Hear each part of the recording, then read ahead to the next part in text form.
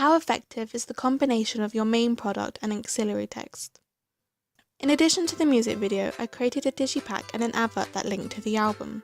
All my ideas and plans stemmed from other digipacks and album posters. Without research, I would have been stuck for ideas. Initially, I started researching digipacks before I researched adverts. From my research, I discovered that most digipacks include a front cover, pages for lyrics, credits, a thank you page or a message from the artist, legal information, and a back cover. The front cover always has a large eye-catching picture. Typically, the photo is part of the artist or band's image. For example, Daughter are associated with the particular image found on the front of their debut album, The Wild Youth.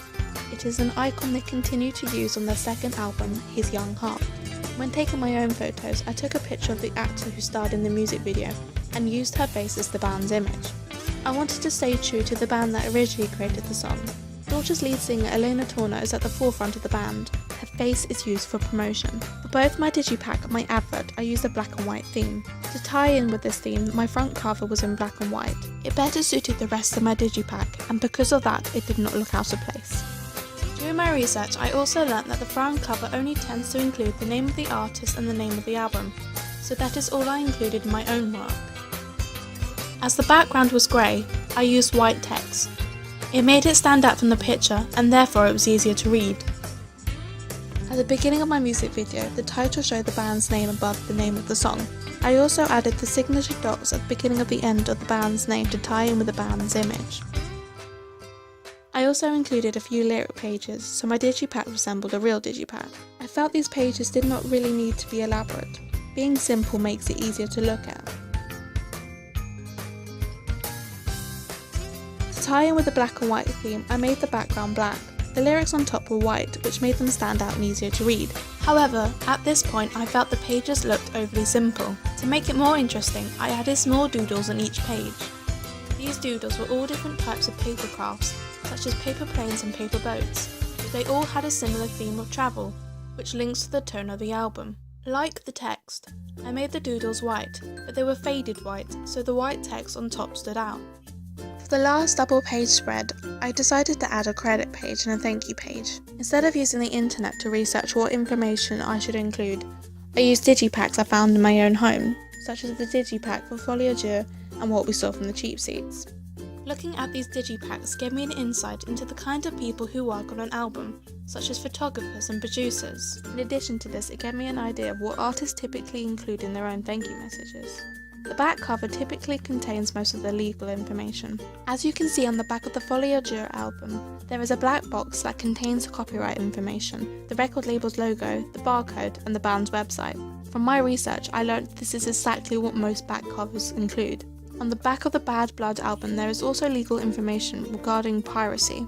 It states, unauthorized reproduction is a violation of applicable laws. Depending on the country and the record label, the message changes. The aim is to prevent piracy and unlawful distribution. To make it clear to the audience, it has to be visible on the album. At the bottom of my back cover, I wrote, all rights reserved.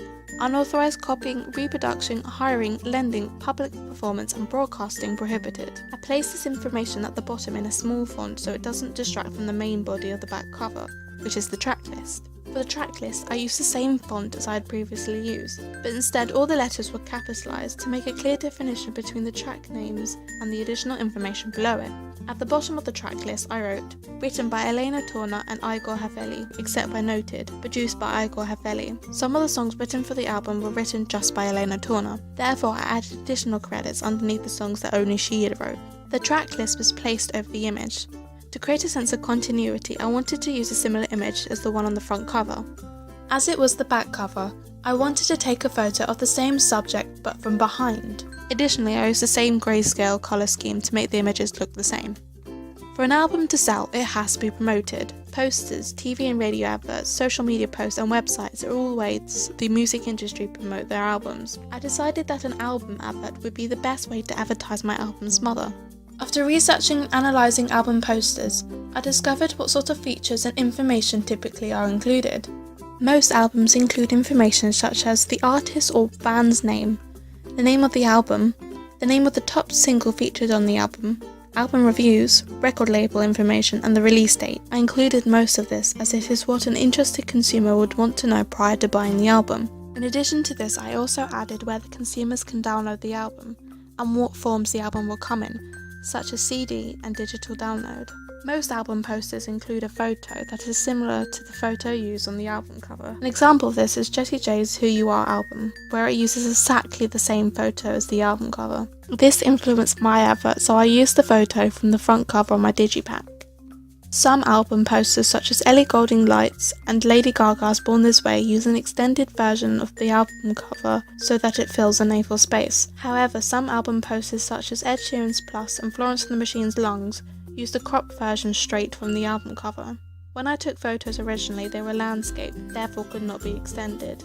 I took influence from the latter posters and used a small photo rather than one that filled the entire space. The rest of the space I used for information. I preferred to do this anyway, as it meant the text would have been easier to read than if it had been placed on top of a picture.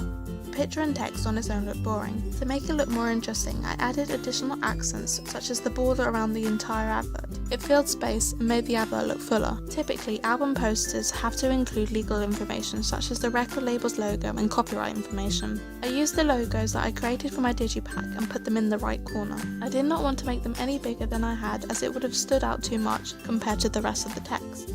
Typically, on any form of promotion, the legal information is small. By following this, my advert looked like a real advert,